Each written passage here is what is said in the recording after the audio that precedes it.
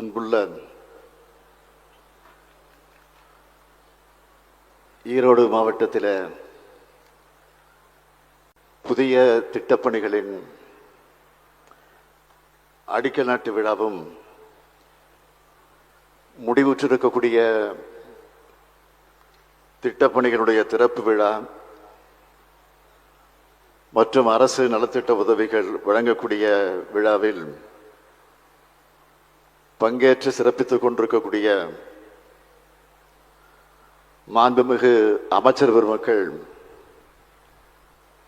நேரு அவர்களே, முத்துசாமி அவர்களே, சாமிநாதன் அவர்களே, அன்பில் மகேஷ் பொய்யாமொழி அவர்களே,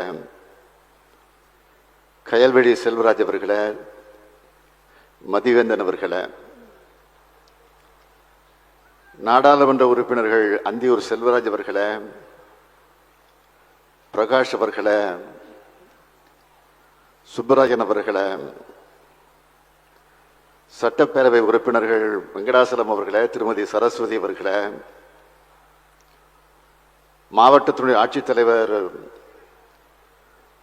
ராஜகோபால் ஐஏஎஸ் அவர்களே, உள்ளாட்சி அமைப்புகளின் பிரதிநிதிகளே, அரசு உயர் அலுவலர்களே, நலத்திட்ட உதவிகளை பெறுவதற்காக வருகை தந்துள்ள பயனாளி பெருமக்களே, என்னுடைய பாசத்திற்குரிய மகளிர் சுய உதவி குழுவை சார்ந்திருக்கக்கூடிய தாய்மார்களே, சகோதரிகளே, பெரியோர்களே, நண்பர்களே, தாய்மார்களே, பத்திரிகை மற்றும் ஊடகத்துறையை சார்ந்திருக்கக்கூடிய சகோதரர்களே, உங்கள் அனைவருக்கும் என்னுடைய அன்பான வணக்கம். ஈரோடு இந்த மண்தான் தமிழ்நாட்டினுடைய புதிய வரலாற்றுக்கான தொடக்கம். காரணம், தந்தை பெரியாரை கொடுத்த மண் இந்த மண்.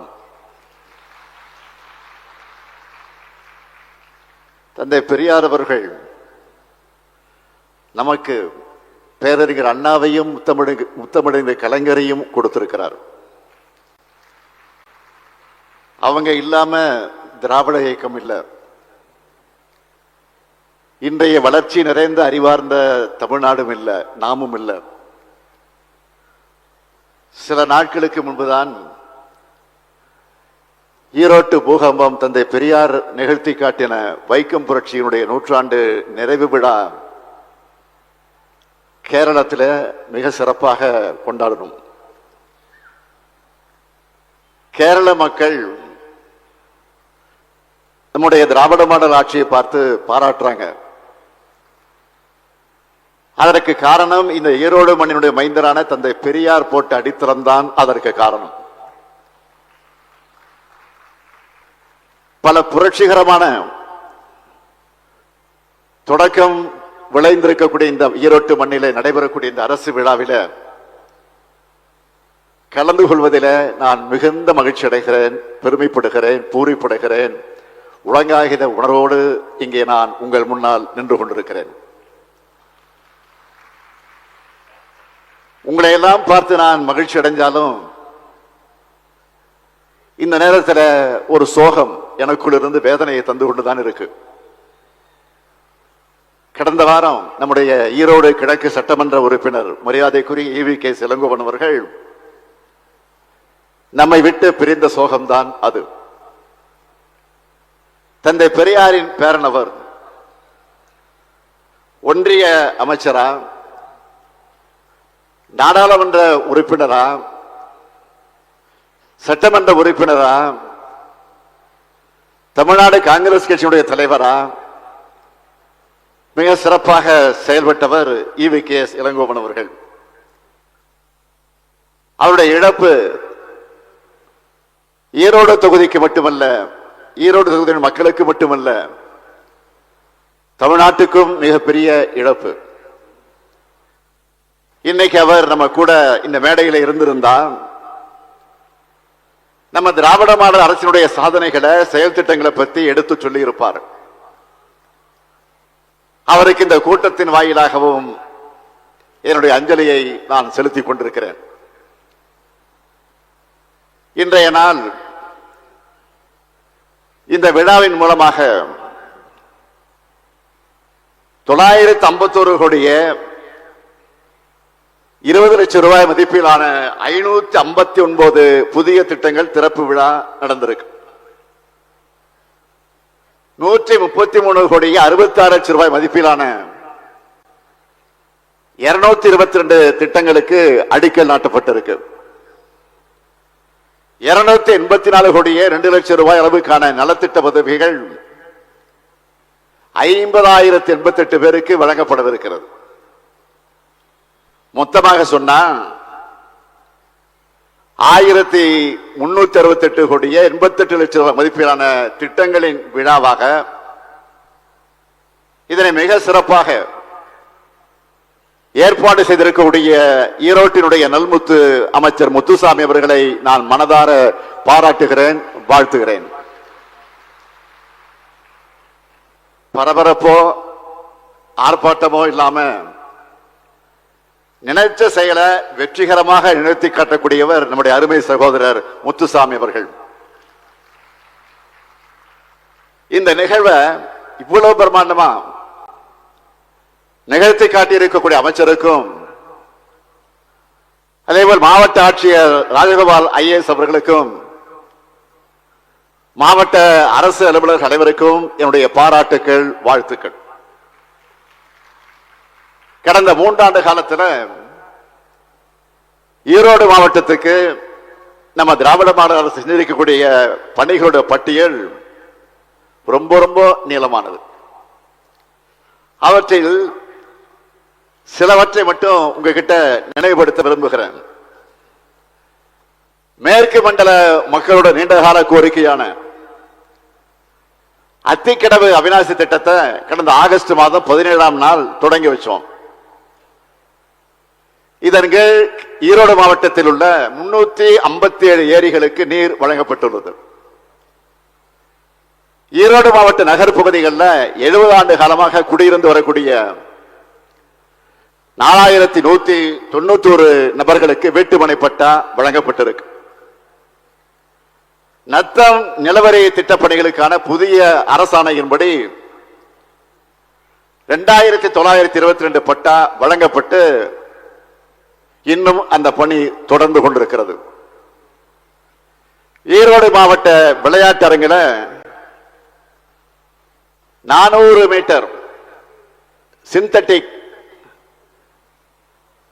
ஓடுகிற பாதையுடன் கூடிய கால்பந்து மைதானம் 7 கோடி ரூபாய் மதிப்பீட்டில் புனரமைக்கப்பட்டு பயன்பாட்டுக்கு கொண்டு வரப்பட்டிருக்கு. தந்தை பெரியார் மருத்துவமனையில் 80 கோடி ரூபாய் 81 கோடியே 80 லட்சம் ரூபாய் மதிப்பீட்டில் மொத்தமாக சொன்னா 1368 கோடியே 88 லட்சம் ரூபாய் மதிப்பிலான திட்டங்களுடைய விழாவாக இந்த நிகழ்ச்சி நடந்து கொண்டிருக்கிறது. கால்பந்து மைதானம் 7 கோடி ரூபாய் மதிப்பீட்டில் புனரமைக்கப்பட்டு அது பயன்பாட்டுக்கு கொண்டு வரப்பட்டிருக்கு. தந்தை பெரியார் மருத்துவமனையில் 80 கோடியே 81 லட்சம் ரூபாய் மதிப்பீட்டில் அனைத்து வசதிகளோடு பல்நோக்கு மருத்துவமனை கட்டடம் திறந்து வைக்கப்பட்டிருக்கு. அந்தியூர், பர்கூர், தாளவாடி, தலமலை மற்றும் ஆசனூர் ஊராட்சிகளுக்கு உட்பட்ட 9 கிராமங்களில் வசிக்கக்கூடிய மலைவாழ் மக்கள் வசதிக்காக 5 கோடி ரூபாய் மதிப்பீட்டு இணைப்பு சாலைகள் அமைக்கப்படும் அறிவிக்கப்பட்டு இப்போ 3 பணிகள் முடிக்கப்பட்டு மீதமுள்ள 6 பணிகள் நடைபெற்றுக் கொண்டிருக்கிறது. மலைவாழ் மக்களோட பொருளாதார மேம்பாட்டு கணக்கில் அந்த அடிப்படையாக கூட தாளவாடி மற்றும் பருகூர் மலைப்பகுதிகளில் 5 கோடியே 64 லட்சம் ரூபாய் மதிப்பீட்டில் தலா 500 மெட்ரிக் டன் கொள்ளளவு கொண்ட குளிர்பதன சேமிப்பு கிடங்கு கட்டப்பட்டு தற்போது உழவர்கள் மற்றும் வியாபாரிகளால் பயன்படுத்தப்பட்டு வருது. 8 புதிய சமுதாய கூடங்கள், புதிய மாவட்ட மைய நூலகம் அமைக்க அடிக்கல் நாட்டப்பட்டிருக்கு. அந்தியூர், சத்தியமங்கலம், தலவாடி வட்டங்கள்ல மலை பிரதேசங்களாக அறிவிக்கப்பட்டு அங்க பணியாற்றக்கூடிய ஆசிரியர்கள் மற்றும் அரசு பணியாளர்களுக்கு மலைவாழ் படி மற்ற குளிர்காலப்படி வழங்க ஆணையிடப்பட்டிருக்கு. ஈரோடு, கோவி, சத்தியமங்கலம் மற்றும் பெருந்துறை ஆகிய 4 இடங்களில் அறிவுசார் மையம் அமைக்கப்பட்டிருக்கு. நம்பியூர் வட்டாரத்தில் 6 கோடி ரூபாய் நிதி ஒதுக்கீடு செய்யப்பட்டு வளர்ச்சி பணிகள் நடைபெற்று வருது. ஈரோட்டில் மஞ்சள் பொது வசதி மையம், காட்டுப்பாளையத்தில் ஜிம்னாஸ்டிக் அரங்கம் அமைக்கப்படவிருக்கு. ஈரோட்டில் தகவல் தொழில்நுட்ப பூங்கா அமைப்பதற்கான இடம் கண்டறியப்பட்டு விரைவில் அங்கு ஐடி பார்க் அமைக்கப்படும். அது மட்டுமல்ல, இந்த சென்னிமல ஊராட்சி ஒன்றியத்தின் நீண்ட நாள் கோரிக்கையான 22 கிராம ஊராட்சிகள் இருக்கக்கூடிய 434 ஊரக குடியிருப்புகளுக்கு 482 கோடி 36 லட்சம் ரூபாய் மதிப்பிலான கூட்டு குடிநீர் திட்டம் பொதுமக்களுடைய பயன்பாட்டிற்கு கொண்டு வரப்பட்டிருக்கு. ஈரோடு மாநகராட்சி சோலார் பகுதியில் காய்கறி மளிகை சந்தை உள்ளிட்ட பல்வேறு திட்டப்பணிகளுக்கு இன்று தொடங்கப்பட்டிருக்கு. விடுதலை போராட்ட மாவீரர்களான மக்களுக்காக உழைத்த தியாகிகளை தொடர்ந்து போற்றி வரக்கூடிய அரசு நம்முடைய திராவிட முன்னேற்ற கழகத்துடைய அரசு. அதுக்கு அடையாளம் தான் தலைவர் கலைஞர் அவர்கள். தமிழ்நாடு முழுக்க தலைவர் கலைஞர் அவர்களால் தியாகியுடைய திருவுருவச் சிலையும் நினைவு சின்னங்களும் அமைக்கப்பட்டது. அந்த வரிசையில இன்னைக்கு பவானி சாகர்ல உத்தமர் தியாகி ஐயா ஈஸ்வரன் அவர்களுடைய முழு திருவுருவச் சிலையுடன் கூடிய அரங்கத்தை நான் திறந்து வச்சிருக்கிறேன். அதேபோல் 18ஆம் நூற்றாண்டு காலத்தில் ஆங்கிலேயரை எதிர்த்து போராடின தீரன் சின்னமலையினுடைய போர்ப்படையிலும் ஒற்றற்படையிலும் தளபதியாக பணிபுரிந்து ஆங்கிலேயர்களால் சுட்டுக் கொல்லப்பட்ட மாவீரன் பொல்லான். மாவீரன் பொல்லானுக்கு மணிமண்டபம் அமைக்க 1,82 லட்சம் ரூபாய் நிதி ஒதுக்கீடு செஞ்சு ஜெயராமபுரத்தில் மாவீரன் பொல்லானுக்கு முழு திருவுருவச்சிலையுடன் அரங்கம் அமைக்க இன்றைக்கு நான் அடிக்கல் நாட்டியிருக்கேன். அடுத்து நாட்டின் விடுதலைக்காக தனது இன்னுரை இந்த தியாகி திருப்பூர் குமரன் அவருடைய நினைவை போற்றக்கூடிய வகையில சென்னிமலையில மணிமண்டபம் அமைக்கிற பணிகள் விரைவில் தொடங்கப்பட்டு திறப்பு விழாவும் நடக்கப்பட இருக்கிறது.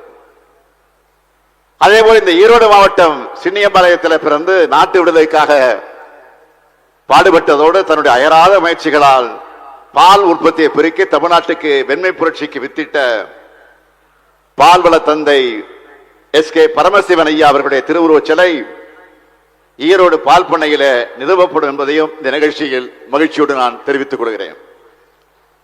மேலும் கொழுமணல் தொல்லியல் களத்தின் வரலாற்று சிறப்பை அடுத்த தலைமுறைக்கு கொண்டு போக அருங்காட்சியகம் அமைக்க அறிவிக்கப்பட்டு அதற்கான முதற்கட்ட பணி தொடங்கப்பட்டிருக்கு.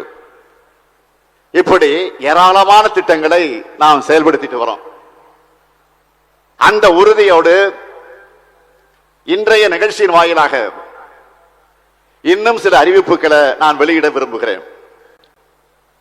கொடுத்த வாக்குறுதியை நிறைவேற்றுகிற உங்கள் அரசின் முதல் அறிவிப்பாக நான் சொல்வது, ஈரோடு மாநகராட்சி அந்தியூர், கோபி, முடக்குறிச்சி, பெருந்துறை போன்ற பகுதிகளில் இருக்கக்கூடிய சாலைகள் 100 கோடி ரூபாய் செலவில் அது மேம்படுத்தப்படும். இரண்டாவது அறிவிப்பு, ஈரோடு மாவட்ட காவல் கண்காணிப்பாளர் அலுவலகத்துக்கு 15 கோடி ரூபாய் மதிப்பீட்டில் கூடுதல் கட்டணமும், ஈரோடு மாவட்ட தீயணைப்பு மற்றும் மீட்பு பணிகள் துறை அலுவலகத்திற்கு 8 கோடி 3 லட்சம் ரூபாய் மதிப்பீட்டில் புதிய கட்டடங்களும் கட்டப்படும். மூன்றாவது அறிவிப்பு, சென்னிமலை ஒன்றியத்திற்கு உட்பட்டு இருக்கக்கூடிய 50 கிராமங்கள், சென்னிமலை, சித்தோடு, நசியனூர், கேசிப்பாளையம் பேரூராட்சிகளுக்கான கூட்டு குடிநீர் திட்டம் 15 கோடி ரூபாய் செலவில் மேம்படுத்தப்படும். இது மட்டுமில்லாமல் சத்தியமங்கலம் மற்றும் நம்பியூர் ஒன்றியங்களுக்கான கூட்டு குடிநீர் திட்டம் 27 கோடி ரூபாய் மதிப்பீட்டிலேயும் பவானி சாகர் ஒன்றியத்திற்கான கூட்டு குடிநீர் திட்டம் 12 கோடி ரூபாய் மதிப்பீட்டிலையும் மேம்படுத்தப்படும்.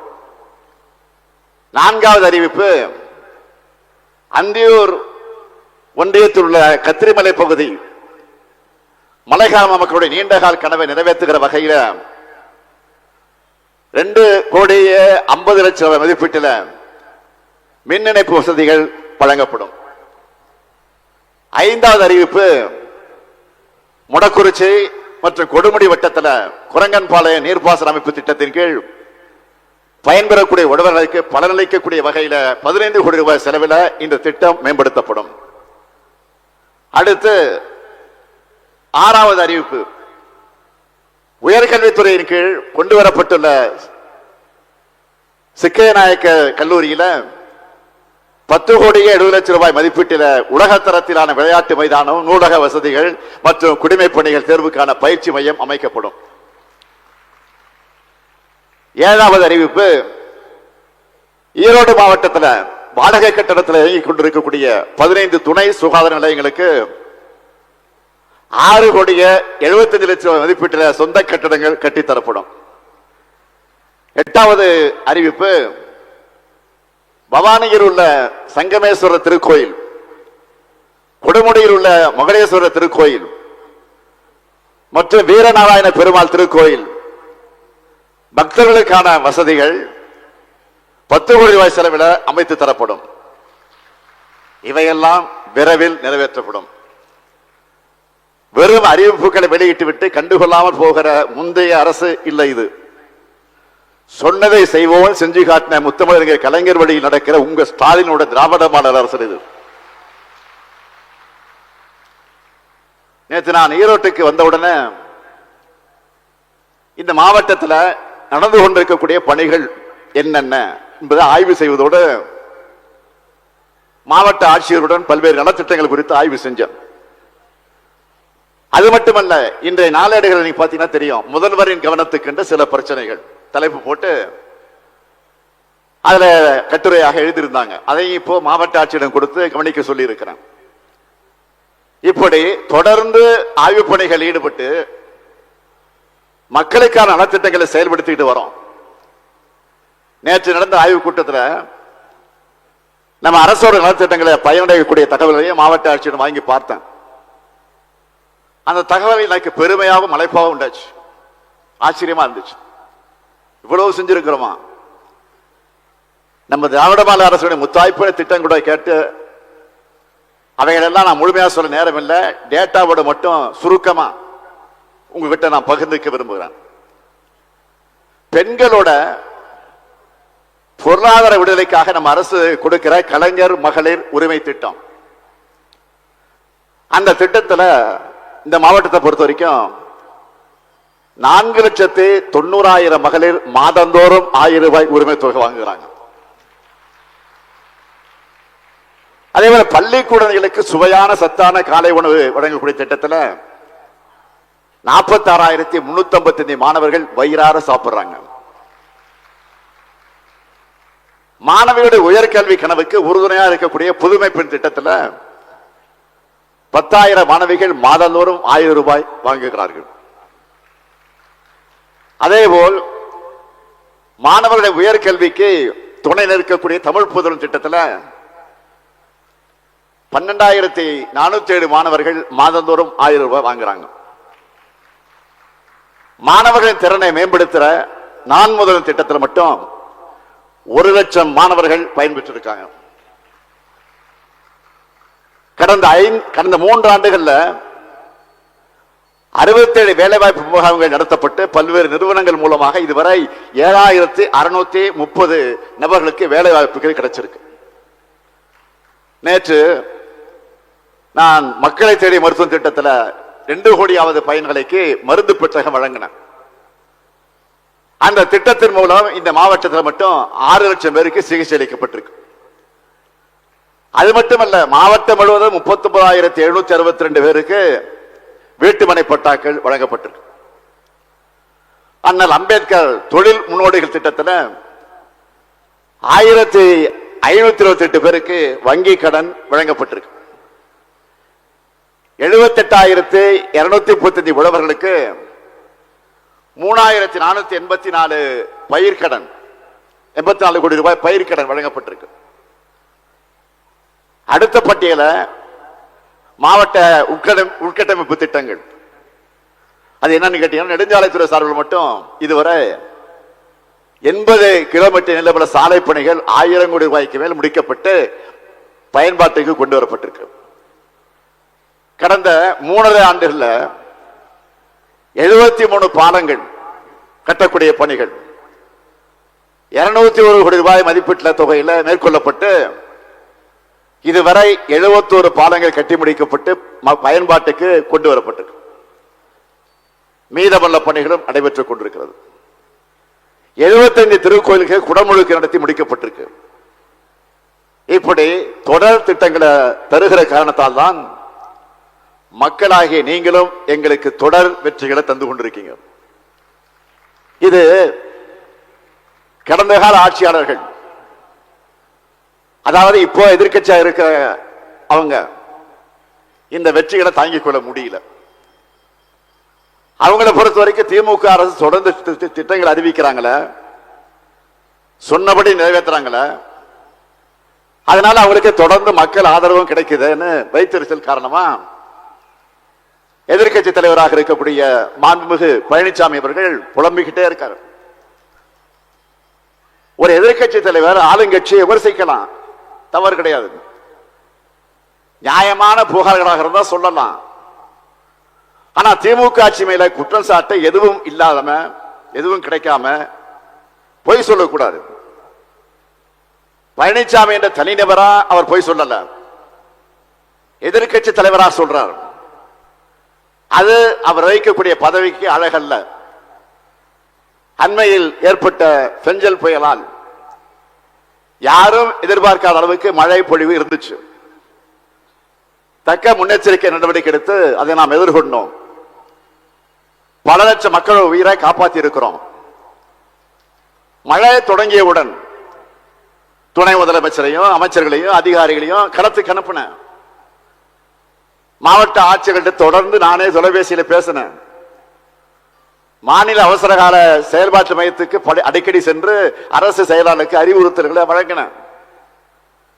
அது மட்டுமல்ல, அதிக அளவுக்கு பாதிப்புக்கு உள்ளான விழுப்புரம் மாவட்டத்துக்கு, கடலூர் மாவட்டத்துக்கு நானே நேரில் சென்று உதவிகளை செஞ்சேன். இரவு பகல் பார்க்காம அரசு இயந்திரம் பணி செஞ்ச காரணத்தினால ஓரிரு நாட்கள்ல பாதிப்புகள் இருந்து மக்களை நாம் மீட்டோம். அத்தோடு மழைக்கு பிறகு என்னென்ன பணிகள் செய்யணுமோ அதையெல்லாம் துரிதமாக செஞ்சு நாங்கள் இன்னும் வரைக்கும் தொடர்ந்து செஞ்சுக்கிட்டு இருக்கிறோம். நிவாரண தொகையில வழங்கிட்டு இருக்கிறோம். ஒன்றிய அரசினுடைய நிதி கூட வருதா வரலையாங்கிறத பத்தி காத்திருக்காம கவலைப்படாம மாநில அரசே உடனடியா இது எல்லாத்தையும் செஞ்சு கொடுத்துட்டு இருக்கோம்.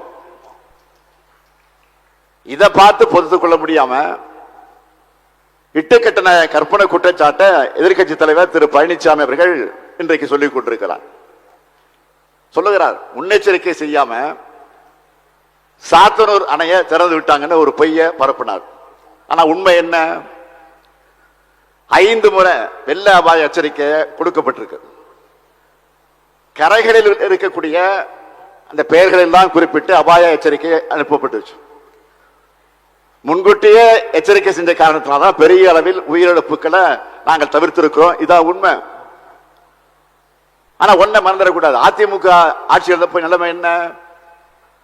செம்பரம்பாக்கம் ஏரிய முன்னறிவிப்பு இல்லாம திறந்து விட்ட காரணத்தினால 200க்கும் மேற்பட்ட அப்பாவி பொதுமக்கள் இறந்து போனாங்க. முன்னெச்சரிக்கை எதுவும் செய்யாம திடீர்னு ஏரிய திறந்து விட்ட காரணத்தினால சென்னையில 23 லட்சம் வீடுகள் வெள்ளத்துல மூழ்கிச்சு. அப்போ இருந்த அமைச்சர்கள் யாரும் களத்துக்கு போகல, தன்னார்வர்கள் தான் உதவி செஞ்சாங்க. அதெல்லாம் மறக்க முடியாது. இல்ல மக்கள் மறந்துட்டாங்கன்னு எதிர்க்கட்சி தலைவர் நினைக்கிறாரா? புயல், வெள்ளம், பூகம் இதெல்லாம் இயற்கை சீற்றம். ஆனா செம்பரம்பாக்கம் ஏரியை திறந்து விட்டு சென்னையை மூழ்கடிச்சது மேன் மேட் டிசாஸ்டர், மனிதனால் உண்டாக்கப்பட்ட பேரழிவு. இதை நான் சொல்லல, சிஏஜி அறிக்கையிலே பதிவு பண்ணிருக்காங்க. அதிமுக ஆட்சி காலத்திலே இந்த அறிக்கையை சட்டமன்றத்திலே வச்சாங்க. இதையெல்லாம் மறைச்சு சாத்தனூர் அணையை வச்சு பழனிசாமி இன்றைக்கு பொய் பேசிக் கொண்டிருக்கிறார். அந்த பொய்யை சட்டமன்றத்தில் விரிவாக நாம் இன்றைக்கு அம்பலப்படுத்தி இருக்கிறோம், ஆதாரத்தோடு அம்பலப்படுத்தணும். அதனால உடனே அடுத்து என்ன சொன்னார், டங்ஸ்டன் சுரங்க விவகாரத்தை எடுத்துக்கிட்டார். நம்ம அரசு எதிர்கட்சிகள் கேட்கறதுக்கு முன்னாடியே சட்டமன்றத்தில் கேட்கறதுக்கு முன்னாடியே சட்டமன்றத்தில் டங்ஸ்டன் சுரங்கத்துக்கு எதிராக தீர்மானம் கொண்டு வந்திருக்கிறோம். ஆனா அந்த தீர்மானத்தின் மீது எதிர்கட்சி தலைவர் பழனிசாமி என்ன பேசினார், ஏலம் விட்ட ஒன்றிய அரசை கண்டிக்காம நம்ம அரசை குறை சொல்லி பேசினார். அதற்குரிய பதில்கள் எல்லாம் அமைச்சர்கள் தெளிவாக பதில் சொன்னாங்க.